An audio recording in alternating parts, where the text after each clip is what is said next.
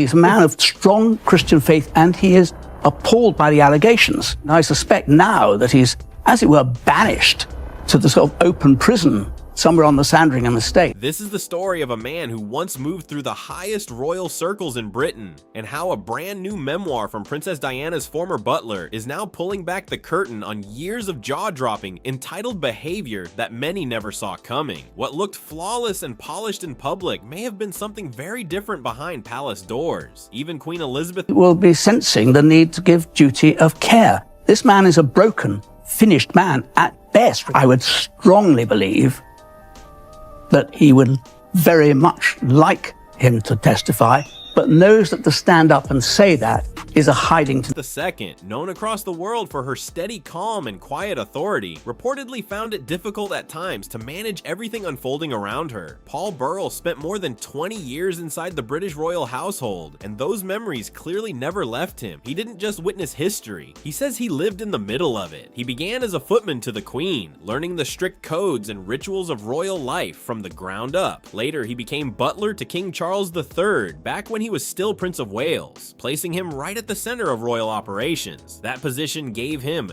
direct access to private moments few outsiders ever see. Burrell became widely known as the personal butler and trusted confidant to Princess Diana, starting in 1987 and remaining by her side until her tragic death in Paris in 1997. Great to have you. There are, of course, reports today accusing Andrew Mountbatten Windsor of sharing another official document with one of his business contacts, but we've seen a week of negative headlines and revelations. How concerned will the king be about this and all the allegations?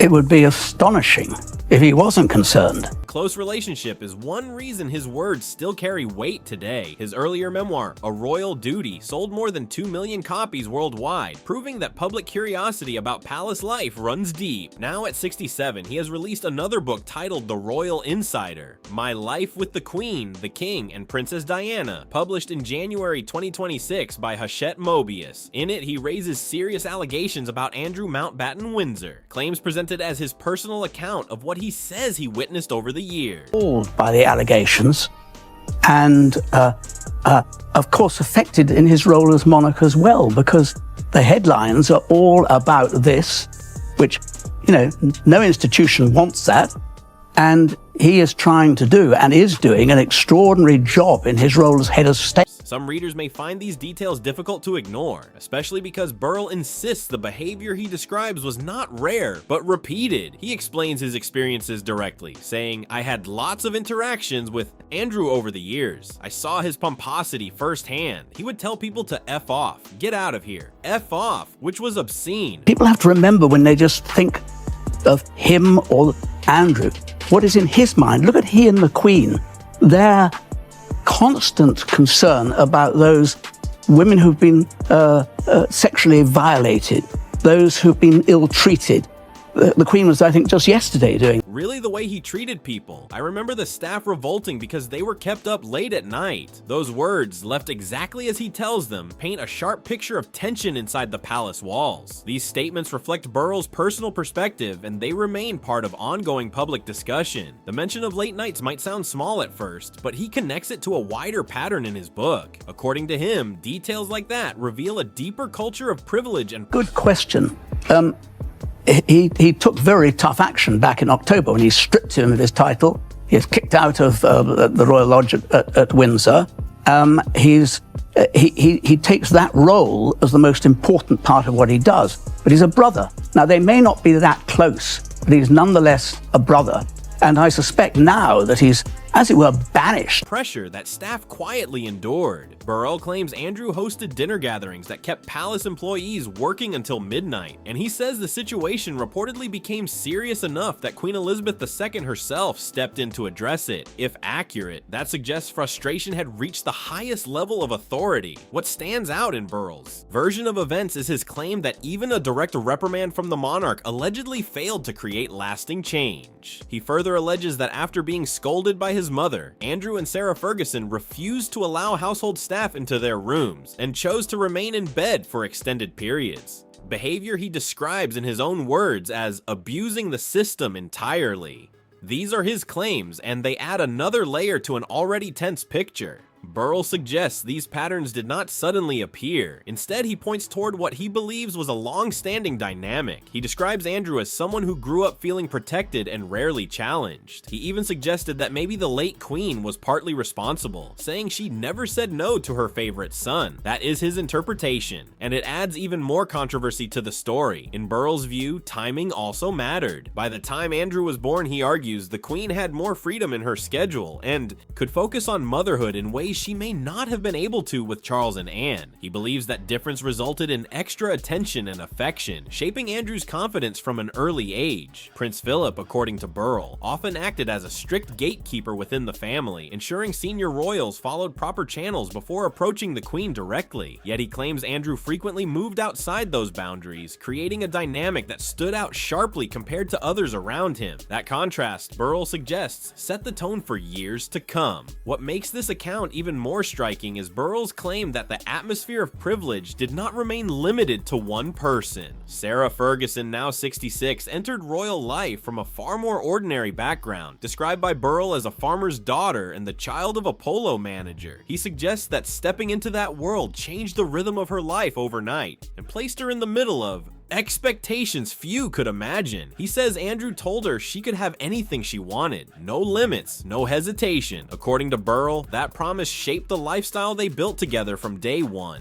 She had it all, Burrell recalled, explaining that because everything she wanted was within reach, she naturally became used to a certain level of comfort and expectation. He described the couple as very similar in that way. Both comfortable with privilege, both expecting the best without question. Since then, a lot has changed. Ferguson eventually left Royal Lodge, and over time, both her Duchess of York title and Andrew's own royal titles were removed. That outcome didn't happen overnight. It stretched across years of mounting public controversy, leading to October 30th, 2025, when King Charles III officially removed Andrew's remaining royal titles and honors after prolonged scrutiny. It marked a serious turning point. Back in 2019, Andrew stepped away from royal duties following a widely criticized BBC interview about his past associations. Commentators described the interview as deeply damaging to his public standing, and the backlash was swift. The man once formerly known as His Royal Highness Prince Andrew, Duke of York, is now referred to simply as Andrew Mountbatten Windsor, a major shift in both title and public perception. Today, the palace no longer speaks on his behalf, and that silence carries weight. Over the years, legal matters and public pressure tied to past events have continued to keep his name in headlines. The fallout did not just affect formal titles, it reportedly reshaped relationships within the royal family as well. Reports have suggested growing distance between Andrew and other senior royals, with trust becoming a sensitive issue behind closed doors. When someone who once held such a visible role suddenly steps out of official life,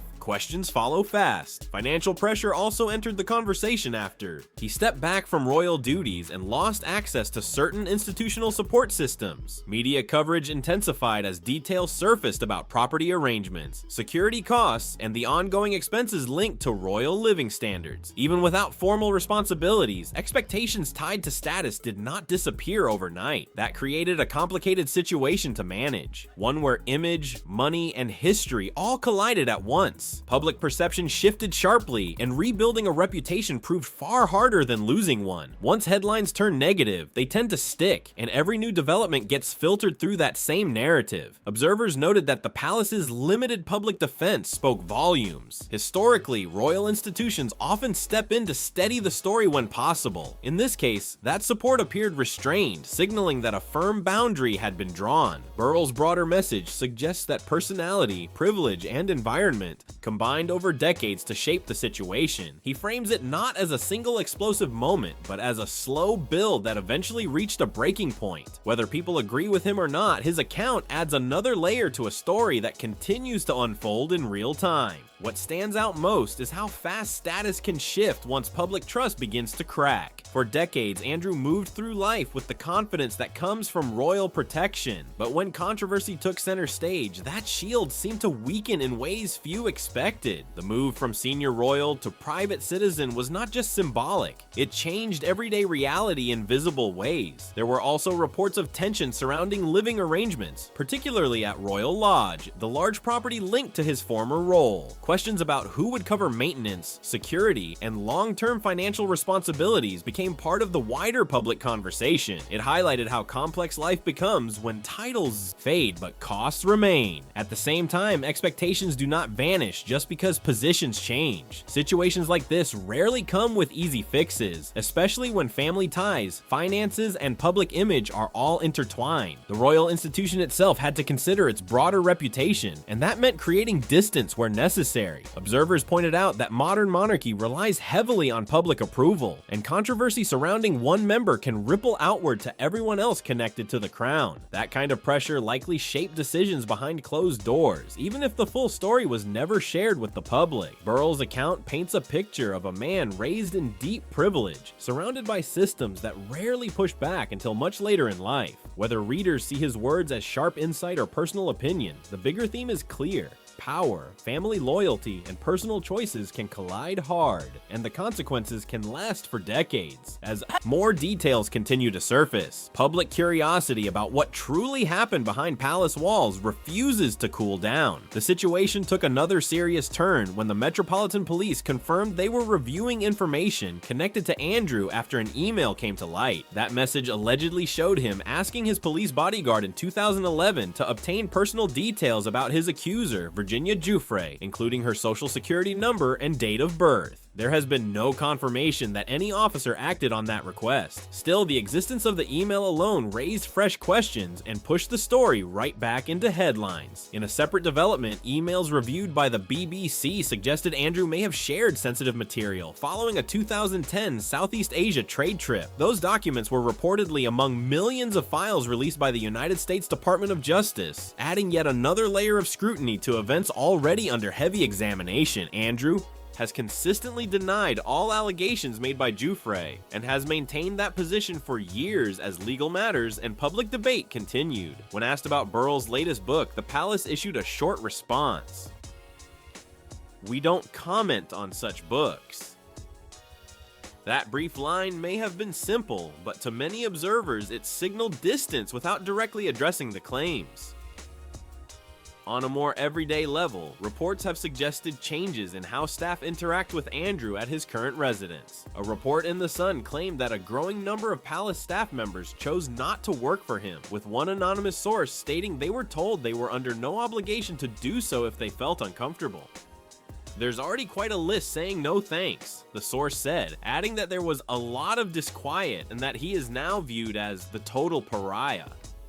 These comments reflect reported workplace sentiment rather than confirmed official policy, but they fed into a broader public narrative. For people who once worked closely around him, household staff, long-hour employees, and those who witnessed tense moments, perception appears to have shifted over time. The tone around his presence seems very different from what it once was. What Paul Burrell describes in his memoir is presented as something he believes had circulated quietly inside palace walls for years, a pattern shaped by privilege, reinforced by protection, and rarely challenged early on. Now, the landscape looks dramatically different. The royal titles are gone. Official royal duties are gone. The late queen is no longer there to offer the same personal backing that once existed. What remains, according to reports and commentary, is a figure increasingly separate from the institution he was born into, with some former staff choosing to step away completely. What makes this story hit even harder is how fast influence can fade when the structure supporting it pulls back. For decades, Andrew operated within one of the most powerful institutions in the world, surrounded by tradition, protocol, and layers of protection. But once that structure stepped aside, the contrast became impossible to ignore. Observers have pointed out that reputation within royal circles often depends as much on public perception as on official rank. When confidence drops, the ripple effects move quickly, touching relationships, opportunities, and even daily interactions. In that kind of environment, status alone is no guarantee of security, and once the spotlight shifts, everything changes. People who once stayed quiet may start speaking more openly, while others simply step back and create distance, choosing not to be tied to controversy at all. That shift alone says a lot. Beneath everything Burrell describes sits a deeper question: how much responsibility belongs to the individual, and how much comes from the environment that shaped them? Growing up surrounded by extreme privilege can make certain expectations feel completely normal to the person living inside that that world. What feels routine to them can look shocking to everyone watching from the outside. That disconnect between private reality and public reaction is where many high-profile downfalls begin. At the center of this story is a dramatic identity shift. A man once introduced with multiple titles, honors, and layers of formal recognition now lives a far quieter existence, without the same institutional backing that defined most of his life. That kind of transformation is rare, especially on a global stage. It explains why public fascination has not faded. If anything, it has grown stronger. And maybe the biggest question hanging in the air is not about the past, but the future. Is there even a road back after this level of reputational damage? At this point, the story feels bigger than one individual. It reflects what happens when power, loyalty, and accountability collide inside institutions built on tradition and image. When someone grows up protected on all sides, constant support can blur the line between confidence and entitlement. That line often stays invisible until problems hit the public stage. What once seemed normal inside the royal bubble can suddenly look startling when viewed through a global lens. There is also an emotional side that headlines rarely capture. Families, even royal ones, are still made up of parents, children, siblings, and complicated feelings that do not disappear just because crowns are involved. Loyalty can push people to defend each other longer than they should. Protective instincts can delay hard decisions, and sometimes those delays make the eventual fallout feel even more intense. When consequences finally arrive, they rarely trickle in slowly. They tend to land all at once, creating a dramatic shift that feels sudden to the public,